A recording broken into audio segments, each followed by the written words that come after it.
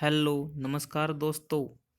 मैं आपका दोस्त आपका एक बार फिर स्वागत करता हूं आज की नई वीडियो में। दोस्तों आज हम पंचायती राज एक्ट के बारे में तो पढ़ चुके हैं। अब जो पंचायती राज की संस्थाएं हैं, ब्लॉक समिति है, जिला परिषद है, पंचायत ग्राम पंचायत है, इनको जो ट्रेनिंग दी जाती है उसके बारे में अध्ययन करेंगे आज। और ये ट्रेनिंग नीलोखेड़ी में दी जाती है और पंचकुला से मैंने इसके लिए स्पेशल एक बुक मंगवाई है।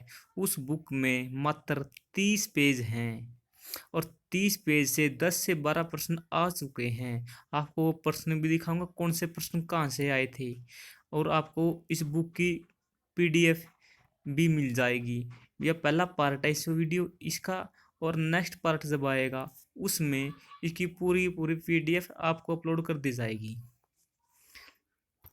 दोस्तों यदि आपको मेरी मेहनत पसंद आए तो वीडियो को लाइक करना, चैनल को सब्सक्राइब करना और बेल आइकन दोस्तों ज़रूर दबा देना, क्योंकि इससे क्या है कि जो भी वीडियो आओगी वो आपको मिल जाए दोस्तों।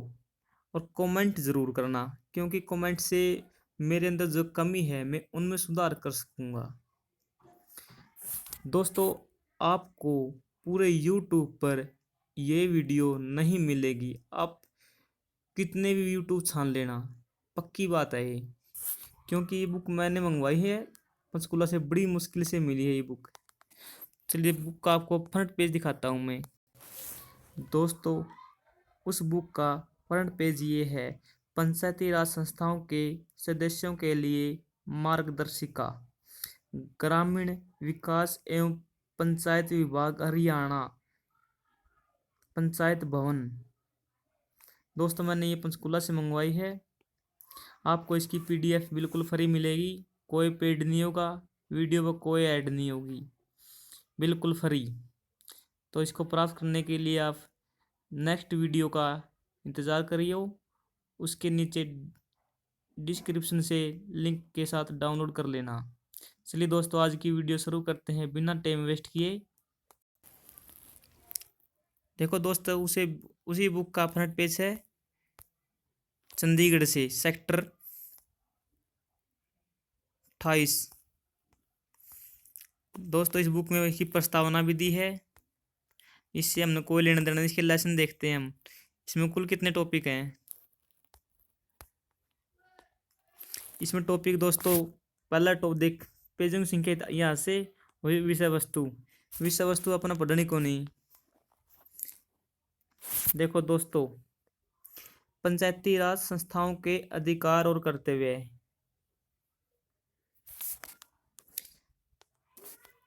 इसमें कितने यहाँ से पेज गिन लियो।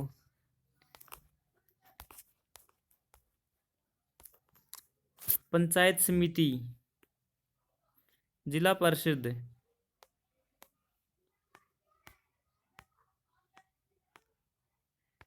और ग्राम पंचायत है।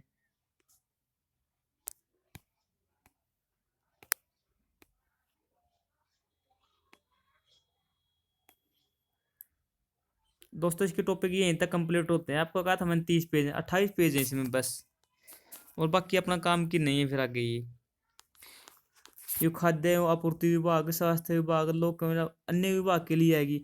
हाँ ये जब पटवारी का एग्जाम होगा तब हम सिंचाई विभाग और पशुपालन विभाग भी करेंगे। यदि आपको पशुपालन विभाग करना हो तो वो मुझे कमेंट में बता देना, क्योंकि इसमें पशुओं की जनगणना के बारे में दी गई है, पशुओं की नस्ल भी बताई गई इसमें इस बुक में।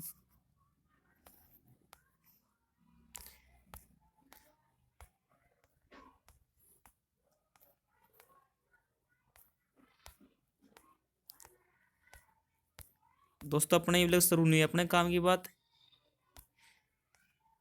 अपने काम की बात शुरू होगी। ये तो होमवर्क वैसे चल रही ग्राम सभा की, क्या क्या बात होनी चाहिए, क्या क्या मीटिंग होनी चाहिए। यहाँ से ये टॉपिक दूसरा शुरू है मेन। तो ये पहला टॉपिक देखते हैं थोड़ा, हाँ क्या है उसमें।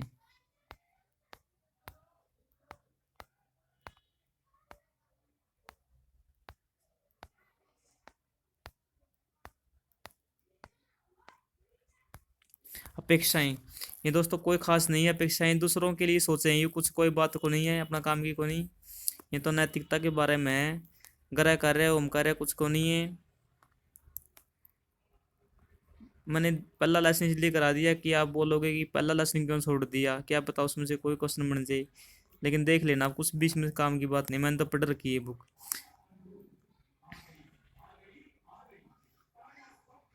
यहाँ ये पढ़ लो, शकीम पंचायती राज की सफलता के सूत्र, ये भी कोई खास नहीं है। स्कीमों, उनके लिए अनुदानों, प्रावधानों की पूर्ति, जानकारी व पारदर्शिता, विवरण, उनके पूरा लाभ लेने के नियमानुसार सभी की सहभागिता से पारदर्शी, कोई खास नहीं दोस्तों। ये भी पंचायत समिति परिषद की पहले की समितियों स्कीमों से निर्मित नई परिसमितियाँ। दोस्तों आपको वीडियो तेज लगे या धीरे लगे तो उसकी स्पीड मैनेज कर लेना। दोस्तों ये कोई खास नहीं है। देख क्या खास है, प्रशिक्षण में क्या बातें पूछी जाती है, अपना कोई लेना देना नहीं बताता है। अपन की मेन बात पढ़नी है जहाँ से प्रश्न आते हैं। मेन बात आंसर होती है पंचायती राज संस्थाओं के कर्तव्य और उनके अधिकार के हैं संस्थाओं के। हरियाणा पंचायती राज अधिनियम 1994 है दोस्तों। यहाँ से बहुत बार प्रश्न पूछा गया। तीन बिंदु, इसके बिंदु कौन से हैं? तीन स्तरीय है। पहली बात तो यह भी रहना चाहिए, तीन स्तरीय है। स्तरीय ढांचा ग्रामीण स्तर पर ग्राम पंचायत, खंड स्तर पर पंचायत समिति तथा जिला परिषद वर्ष। आपको पता है इस बात का तो कि पहले स्तर पर क्या है, ग्राम पंचायत, दूसरे स्तर पर ब्लॉक समिति और तीसरे स्तर पर जिला परिषद। जिला परिषद, इसमें ब्लॉक या खंड भी बोल दें इसको, इसमें ग्राम पंचायत। ग्राम पंचायत की स्थापना ग्राम पंचायत की स्थापना जब कोई गांव है, इसकी जनसंख्या 500 से अधिक हो जानी तो वहां पर ग्राम पंचायत की स्थापना की जा सकती है। और जो 500 से कम के गांव हैं, उन गांवों को दूसरे गांव के साथ जोड़ दिया जाता है। और ग्राम पंचायत में सरपंच के अलावा कम से कम कितने मेंबर होने चाहिए, प्रश्न पूछा गया था। 6 से 20 तक होने चाहिए। पंचायत समिति की स्थापना खंड की जनसंख्या के आधार पर पंचायत समिति में कम से कम 10 और अधिक से अधिक 30 सदस्य हो सकते हैं। पंचायत समिति में कितने सदस्य हो सकते हैं? कम से कम 10 और अधिक से अधिक 30। जिला परिषद की स्थापना जिले की जनसंख्या के आधार पर, मतलब कोई जिला है या डिस्ट्रिक्ट है, इसकी जनसंख्या के आधार पर, बस जनसंख्या कम है ज़्यादा है उसके आधार पर क्या की जाएगी, जो वहाँ के सदस्य है उनकी नियुक्ति की जाएगी, अर्थात निर्धारित की जाएगी। जिस प्रकार से लोकसभा की राज्यसभा की सीटें निर्धारित की जाती है जनसंख्या के आधार पर, उसी प्रकार से जो जिला परिषद है उसके सदस्यों की संख्या निर्धारित की जाती है। 10 और अधिक से अधिक, कम से कम 10 हो सकती है और अधिक से अधिक 30 हो सकती है। ये ध्यान रखिए। चुनाव के लिए ग्राम पंचायत, पंचायत समिति, जिला परिषद में अलग अलग वार्ड बनाए जाते हैं। आपको पता है आपके गांव में जब वोट पड़ते हैं तो अलग अलग वार्ड होते हैं, और शहरों में भी। वार्डों के मतदाताओं द्वारा पंचों सदस्यों का सीधे चुनाव द्वारा चुना जाता है। देख आपको दिखाऊं कौन सा एग्जाम में आता, अभी दिखाते हैं ये वाला प्रश्न एज इट इज। दोस्तों देखो क्वेश्चन नंबर 42, निम्नलिखित में कौन सी प्रणाली प्रत्यक्ष चुनाव के लिए आधार पर है? देख इसमें ग्राम पंचायत भी, ब्लॉक समिति भी, जिला परिषद, इसका आंसर केवल एक का होगा। ग्राम पंचायत यानी सरपंच और पंच का चुनाव प्रत्यक्ष रूप से किया जाता है। एज इट इज प्रश्न उठाया है वहां से। चलिए अपनी वीडियो पर चलते हैं। देखो दोस्तों देख सकते हैं, चुनाव के लिए ग्राम पंचायत, पंचायत समिति और जिला परिषद के अलग अलग वार्ड बनाए जाते हैं। ठीक है, वर्ण जो पंच है, देखिए यहाँ से उठा था, पंच और सरपंच के सीधे चुनाव होते हैं लोगों द्वारा। ये देखिए यहाँ से उठाया गया प्रश्न था। दोस्तों आपको मैं सभी पेपर तो नहीं दिखा पाऊंगा क्योंकि इसमें कम से कम भी 12 से 15 के बीच प्रश्न पूछे गए हैं और केवल 30 पेज। आरक्षण, अनुसूचित जातियां इन वर्गों के लिए प्रत्येक स्तर पर संबंधित क्षेत्र की जनसंख्या में उन जनसंख्या के अनुपात में सीटें आरक्षित की जाती हैं। हाँ, जिस प्रकार से जनसंख्या मान ले 10 लाख है एससी की, कहीं 10,000 है सपोज करो, वहाँ पर एससी की 1 सीट या 2 सीट होगी। इस प्रकार से जनसंख्या के अनुपात पर की जाती है कि जितनी जनसंख्या होगी उतनी ही एससी की सीटें होंगी उस क्षेत्र में। और बीसी की भी ऐसे ही। बीसी की पीछे की हरियाणा सरकार ने पहले नहीं थी। महिलाएं महिलाओं में अनुसूचित जाति की अलग से होगी। ये प्रश्न तो दोस्तों आपको ये प्रश्न दिखाता हूं मैं, ये एज इट इज प्रश्न, बिल्कुल as it is.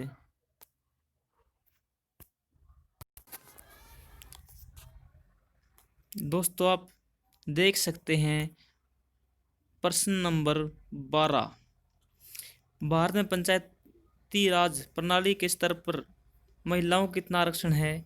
1.1/3। Answer D, as it is question, कोई अंतर नहीं बिल्कुल। दोस्तों मैं आपको सारे क्वेश्चन नहीं दिखा पाऊंगा क्योंकि बहुत ज़्यादा क्वेश्चन हो जाएंगे, बहुत ज़्यादा टाइम वेस्ट होता है इससे मेरा। आप अपने आप मिला लेना आपकी इस बुक में जो भी क्वेश्चन मिलेंगे। आरक्षण आ गया पिछड़े वर्ग। पिछड़े वर्ग, जिस ग्राम पंचायत में पिछड़े वर्गों की संख्या 2% या उससे अधिक हो वहां उनके लिए 1 सीट आरक्षित होगी। दोस्तों ये प्रश्न मोस्ट इंपोर्टेंट प्रश्न है, आगे एग्जाम में कभी पूछा जा सकता है। प्रत्येक पंचायत समिति और जिला परिषद में पिछड़े वर्ग से संबंधित व्यक्तियों के लिए 1 सीट उस वार्ड में आरक्षित की जाएगी जिस वार्ड में पिछड़ों की वर्ग की संख्या अधिकतम है। दोस्तों यह स्क्रीन रोटेट हो जी, मैंने इसकी रोटेट बंद कर दी, अब ध्यान नहीं रहा था वो।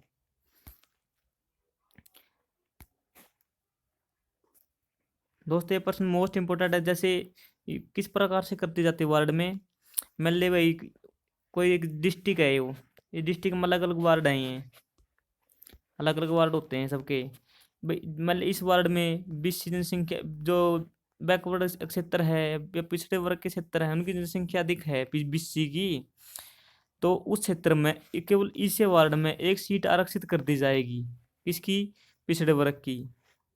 लेकिन जो एससी कैंडिडेट है उनको जनसंख्या के अनुपात से सीटें मिलती हैं पूरे एरिया में, मतलब पूरे एरिया में 10 लाख जनसंख्या है उस एरिया में उस हिसाब से मिलती है, इनको केवल अपने वार्ड के हिसाब से मिलती हैं। और महिलाओं को परमानेंटली 1/3 था, लेकिन अब 50% कर दिया गया है। लेकिन HSSC ने तो यहीं से उठाया था एग्जाम के लिए, कहाँ से उठाया था डाटा, इस बुक से उठाया था, तो उसमें तो 1/3 ही आंसर मानेंगे और आगे पूछा जा सकता है यू, क्योंकि वो बुक से डाटा उठाते हैं, वो करंट से बहुत ही कम। अब की बार करंट का एक प्रश्न भी नहीं लिया।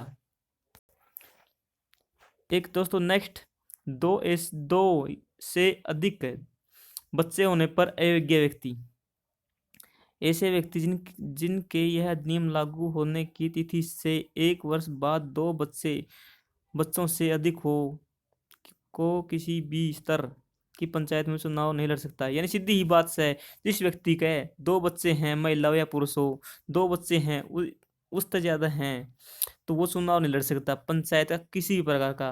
ग्राम पंचायत, पंचायत समिति और जिला परिषद कोई सा भी चुनाव नहीं लड़ सकता वो, ठीक है। ग्राम पंचायत कार्यकाल सबने बेरा है, कितने वर्ष का? 5 वर्ष का। यदि इन्हें भंग कर दिया जावे तो 6 महीने के अंदर नया चुनाव करवा जा सकता है। दोस्तों यदि वीडियो पसंद आए तो लाइक जरूर करना और चैनल को सब्सक्राइब कर लेना। मैं आपको ऑफिशियल डाटा कराऊंगा, जो ऑफिशियल होगा बस वही। क्यों? एग्जामिनर ज़्यादा कर ऑफिशियल डाटा ही उठाता है, मोस्टली 80%, तो वो ज़रूरी है। दोस्तों आप देख सकते हैं कि गांव की जनसंख्या पूछी थी एक एग्जाम में, यमुनानगर था उसका आंसर। तो आप यहाँ से कुल ग्राम पंचायत देख सकते हैं, कुल सरपंच, कुल पंचायत, कुछ भी देख सकते हैं, आपको ये डाटा बिल्कुल मिलेगा। दोस्तों आप इसका स्क्रीनशॉट भी ले सकते हैं। देखो दोस्तों, सबसे अधिक गांव किस में है, आप देख सकते हो इनमें।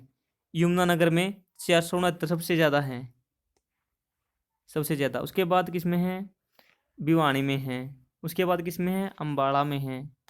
और सबसे कम आप देख सकते हो 152 तो रोहतक में है, इससे कम किसी में नहीं है।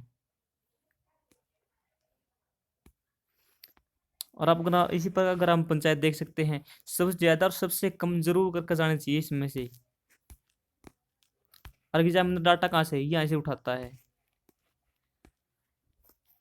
हरियाणा पंचायती राज अधिनियम 1994 के मुख्य प्रावधान। ग्राम पंचायत ग्राम सभा की बैठक धारा 11 में यह पूछी जा सकती है दोस्तों। ग्राम जो बैठक होती है ग्राम पंचायत की, वो किस में है, धारा 11 में। नेक्स्ट है, ग्राम सभा की बैठक साल में 2 बार बुलानी चाहिए। एक तो सावणी में, सावणी मान ले जब अपनी कपास का पूस उगा जब उस महीना में तीज मनाई जावा है, सीधी बात है तीज। और दिसंबर में दिवाली मनाई जावा जब। इसको आंडी बैठक बोल रहे हैं, उसको सावणी बैठक बोल रहे हैं। आंडी नाम क्यों पड़ा इसका, पहले दिवाली पर आंडी फोड़ बम बजाया करते, ज्यादा पड़ा इसका नाम आंडी। 15 जून से, ये दोस्तों याद करने का तरीका है वैसे। 15 जून से 15 मई तक। यदि कोई सरपंच ग्राम सभा की लगातार 2 बैठक नहीं बुलाता तो वह अपने पद से हटा हुआ माना जाएगा। इसलिए सरपंच के लिए उचित होगा कि वह ग्राम सभा की बैठक निश्चित समय में जरूर करवाए। दोस्तों, प्रावधान तो है ये, लेकिन ऐसा गांव में कोई नहीं करता, बिल्कुल भी नहीं करते। फिर दोस्तों, ये इंपॉर्टेंट प्रश्न याद रखिए, पेपर में पूछा जा सकता है कभी भी। इस बुक में केवल इंपॉर्टेंट प्रश्न दिए A to Z, कोई भी बकवाद नहीं है इसमें। हर एक लाइन से एक प्रश्न बनता है। ग्राम सभा की बैठक का संचालन किस नियम के तहत। 5, ग्राम सभा की साधारण या विशेष बैठक सभा क्षेत्र में किसी सार्वजनिक स्थान पर बुलाई जानी चाहिए। ग्राम सभा की बैठक 15 दिन पहले नोटिस दिया जाना चाहिए। दोस्तों, मोस्ट इंपोर्टेंट प्रश्न है, कितने दिन पहला, 15 दिन पहला नोटिस किसको, जो ग्राम सभा क्या होती है। जिस प्रकार अपने राज्यसभा है उसी प्रकार ग्राम सभा है। ग्राम सभा कभी भंग नहीं होती।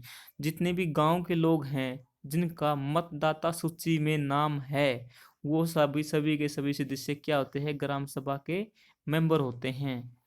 जिस प्रकार से अपनी राज्यसभा होती है स्थायी होती है, उसी प्रकार से ये भी स्थायी हैं, ये भंग नहीं किए जा सकते किसी भी समय। और उसकी बैठक कहाँ होनी चाहिए, उनकी बैठक होनी चाहिए सार्वजनिक स्थल मान ले, स्कूल है, बैंक है, पंचायत आदि स्थानों पर। इन स्थानों पर इनकी बैठक होनी चाहिए। एग्जाम में पूछा जा सकता है कि तो आप ध्यान रखना इस बात का। ग्राम सभा की प्रत्येक बैठक में कार्यवाही का क्रम इस प्रकार से होगा।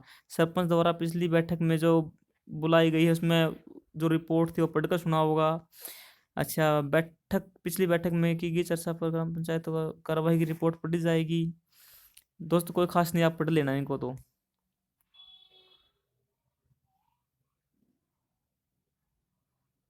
ये इंपॉर्टेंट है।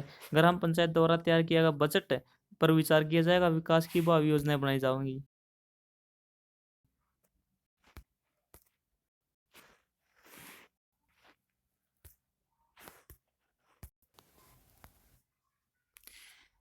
ग्राम पंचायत की बैठक का संचालन। ग्राम पंचायत की बैठक धारा 13 के अनुसार इसमें उस समय पद पर काम करने वाला सरपंच सहित पंचों को बहुमत कोरम कहलाता है। जो मान लीजिए जिस उस टाइम मौजूद है सभा में, उन्हीं का बहुमत कोरम कहलाता है। ये एग्जाम पूछा जा सकता है।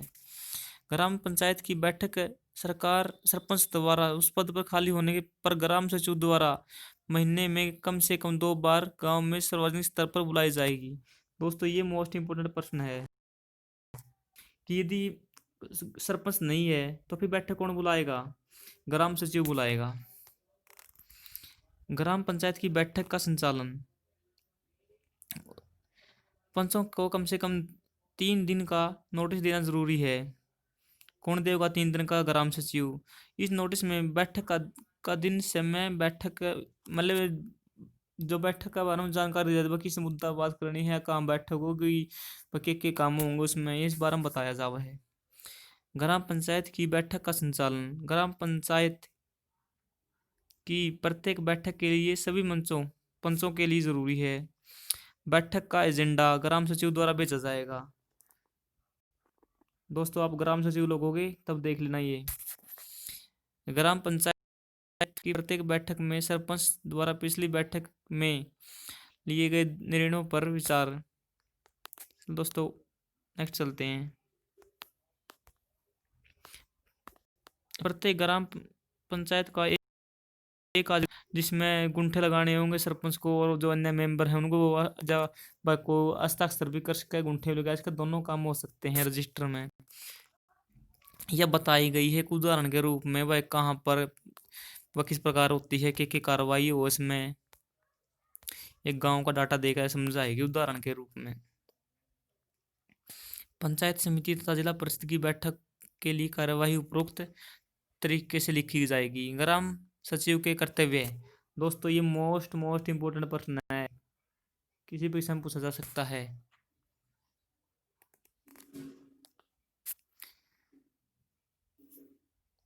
जो ग्राम सचिव होता है उसके कर्तव्य किस धारा के तहत आते हैं? धारा 15।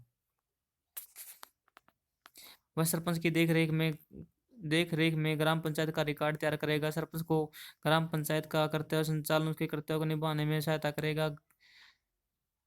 जो ग्राम पंचायत की पुस्तिका तैयार करेगा।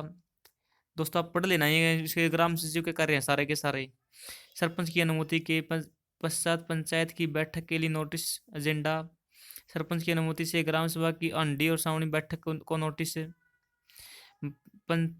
पंचायत का वार्षिक बजट तैयार करना और उसे को ग्राम सभा की बैठक में प्रस्तुत करना, ये काम किसका है? ग्राम सचिव का है। आय तथा व्यय का हिसाब किताब कौन रखा है? ग्राम सचिव। सावनी मीटिंग, हाँ ये इम्पोर्टेंट है दोस्तों। जो आय व्यय का ब्यौरा है कौन सी बैठक में दिया जाए है? सावनी में। सावनी यानी तीज के त्योहार को है उसमें दिया जाए है। पंचायत की निगरानी में पंचायत के रिकॉर्ड तैयार करना, उसका दुरुपयोग के बारे में रिपोर्ट करना, सरपंच की निगरानी करना, कैश बुक का हस्ताक्षर करना। नियम 12 में जब कैश बुक पर हस्ताक्षर करेगा नहीं ग्राम सचिव तभी तो सरपंच को बजट मिलता है। यदि हस्ताक्षर ना करे नहीं तो कोई बजट नहीं मिलेगा सरपंच को। धारा 24, 25, 23 कोई खास नहीं दोस्तों, पढ़ लेना इसको। समलादु भूमि का रिकॉर्ड रखना। नाजायज कब्जों को छुड़वाने की कार्रवाई कौन करता है? ग्राम सचिव करता है। मोस्ट इंपोर्टेंट है दोस्तों ये।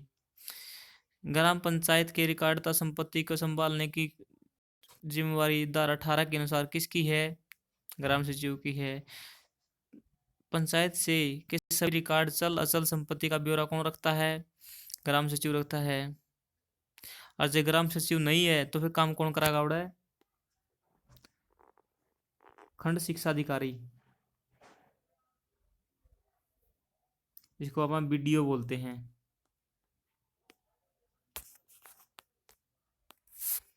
Block district officer. चुनाव से पूर्व निलंबित होने या हटाने पर सरपंच या पंच का रिकॉर्ड या अन्य संपत्ति जो उसके कब्जे में 7 दिन के भीतर। दोस्तों ये भी इम्पोर्टेंट है, वो भी ज्ञान होना चाहिए अपने। जो कोई सरपंच या पंच हटा दिया जावे नहीं, जितनी संपत्ति होती बरत रखी है नहीं सरकार की, वो सारी की सारी 7 दिन में लेनी होगी।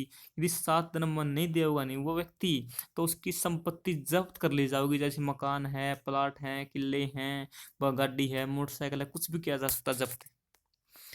यदि कोई व्यक्ति पंचायत से संबंधित किसी रिकॉर्ड या अन्य संपत्ति को जानबूझकर कर देने से मना करता है तो दोषी व्यक्ति को न्याय मजिस्ट्रेट 6 महीने का कैद और जुर्माना होता है। दोस्तों ये मोस्ट इंपोर्टेंट है। यदि कोई व्यक्ति जो पंचायत से संबंधित कर देना है वो देने तो मना करा है जानबूझ के, एक तो मजबूरियों पर दे नहीं सकता, एक जानबूझ के मना करा है तो उस दोषी व्यक्ति क्या किया जाएगा? जो मजिस्ट्रेट के सामने पेश किया जाएगा थी, और मजिस्ट्रेट को 6 महीने की कैद सुना सकता है, जुर्माना भी लगा सकता है, लेकिन वास्तव में ऐसा कुछ नहीं है। सरपंच की शक्ति और कार्य किस धारा में है? धारा 15 में है। इंपॉर्टेंट है यो। सरपंच ग्राम सभा तथा पंचायत की बैठक बुलाकर उनकी अध्यक्षता करेगा, बिल्कुल करेगा। ग्राम पंचायत के जे सरपंच नहीं हो फिर ग्राम सचिव करेगा। सरपंच है तो सरपंच करेगा, सरपंच नहीं जो उप सरपंच नहीं है तो ग्राम सचिव। ग्राम पंचायत के कार्यकारी तथा वित्तीय प्रशासन की जिम्मेदारी, ग्राम सभा के बारे में के अमले अधिकारियों कर्मचारियों जिनकी सेवाएं पंचायत को दी गई हैं के कार्यों को प्रकाशित देख रेख एवं नियंत्रण। ग्राम पंचायत के कार्यता कर्तव्य दोस्तों, उससे ऊपर सरपंच के थे, इब ग्राम पंचायत के किसमें 21 में, और सरपंच के किसमें है 19 में। 19 और 21 दोस्तों, मतलब एक नंबर तरीका याद करने का, जो 18 साल का जिन्हें व्यक्ति 18-19 साल जब तो वोट गिर सकेगा, इसमें सरपंच शक्ति और कार्य आएगी। और जब 21 साल का हुआ सरपंच बन सके है। सरकार द्वारा बनाए गए नियमों के अधीन रहते हुए धन की ग्राम सभा के बारे में इसमें कोई खास दोस्तों सामान्य कार्य हैं, पूछ आप पढ़ लेना, कोई खास बात को नहीं। कृषि का बारे में आपने बेरा है के काम है, ये सारे के सारे पंचायत के काम है। एग्जाम में हुए प्रश्न आया एज इट इज के काम है ग्राम पंचायत के। आपने बेरा कृषि है, पशुपालन है, मछली पालन, अन्य पशुधन।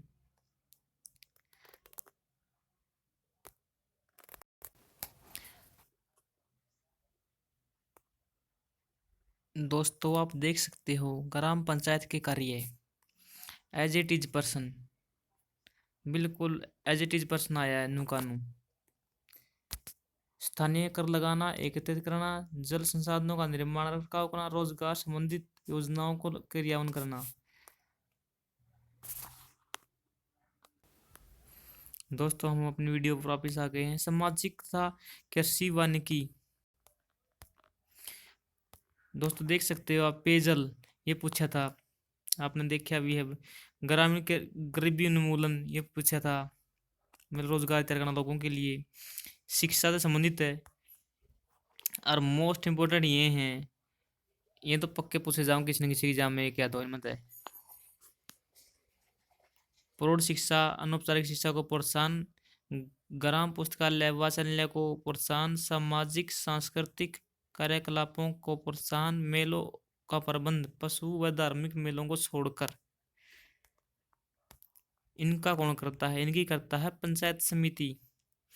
ग्रामीण प्रथा के बारे में, महिला तथा शिशु का विकास, समाज कल्याण, ये सारे किसके काम है? सारे ग्राम पंचायत के काम है ये, आप देख लेना इनको। ग्राम पंचायत का बजट बनाने का नमूना, वह देख अलग अलग बिजली का तरह कर्मचारियों के पंचायतों का वेतन, अलग अलग वेतन दिए सबके, ये कोई खास नहीं है।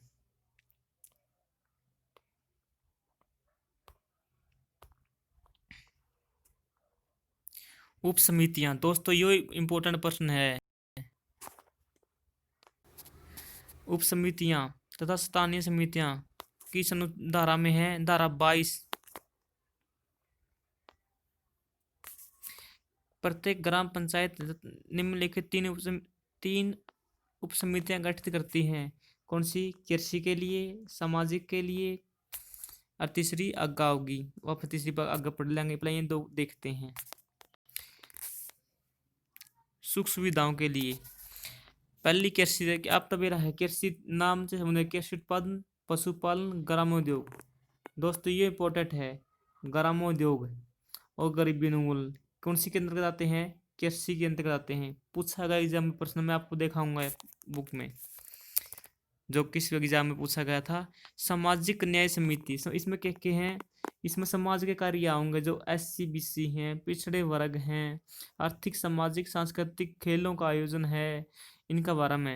उक्त जाति वर्ग के सामाजिक न्याय, किसी भी प्रकार के शोषण से संबंधित संरक्षण के लिए, सुख सुविधाओं के लिए यह उप समिति शिक्षा सुख सुविधाओं वाली किससे संबंधित होगी? जिनसे व्यक्ति को आराम मिले, जैसे शिक्षा है, इससे क्या सुविधाएं बढ़ेंगी। जन स्वास्थ्य है, भाई लोगों का स्वास्थ्य अच्छा होगा तो सुविधा, ये भी सुविधा जरूरी है गाँव में। सार्वजनिक निर्माण, यानी कोई चीज सरकारी निर्माण करना किसी चीज का, वो भी जरूरी है। मोस्ट इंपोर्टेंट पर्सन दोस्तों, वेरी वेरी इंपॉर्टेंट है, इसका अध्यक्ष कौन होता है? सरपंच होता है। अन्य किसी का भी सरपंच नहीं है। इसमें जो इसमें पंचों से बहुमत से चुना जाता है, इसमें जो सामाजिक होती है। और दोस्तों इस बुक में वो खबर नहीं, वो है नहीं, वो मैंने उस बात की मुंह से मुंह जानकारी है कि जो सामाजिक समिति है नी, इसमें एक एससी का होना जरूरी है और एक महिला होनी जरूरी है। देखिए एग्जाम में पूछ लिया जाओ तब तो बताया थी मैंने बात भी। सामाजिक न्याय समिति में देखो दोस्तों, क्वेश्चन नंबर 54 इसमें क्या है? हरियाणा में पंचायत समिति की कौन सी समिति स्थापना मामलों, संप्रेषण, निर्माण, आवास आदि सम्मिलित है? देख लो कौन सी है, आप इसका उत्तर बताओ। सो इसका उत्तर जानने के लिए वहीं पर चलते हैं दोस्तों। इसका आंसर होगा सुख सुविधा समिति।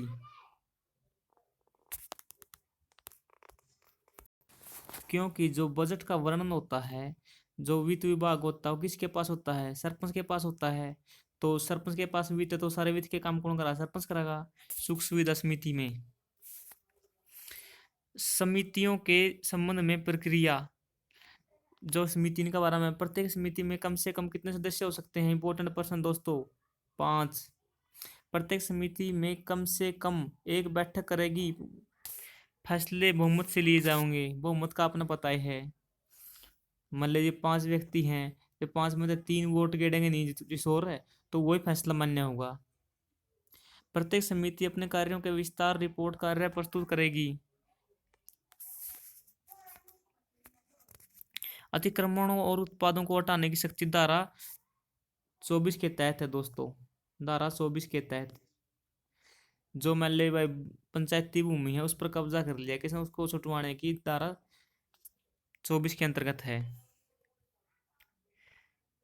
कोई कोई ग्राम पंचायत या संप्रेषण से या किसी रिपोर्ट के आधार पर, सबूत के आधार पर किसी कोई निर्माण भूमि है, कोई भूमि का स्वामी के सार्वजनिक मार्ग, रास्ता रोक ले, नाली रोक ले, अतिक्रमण हटाने के लिए किसी मतलब कोई खेत में किसी नाली रोक ले, गाड़ पाट दे, इन पर जितने भी काम है सारे किस्म होंगे, इन पर ग्राम पंचायत का नियंत्रण रहा है। इसमें दोस्तों इंपॉर्टेंट प्रश्न ये है,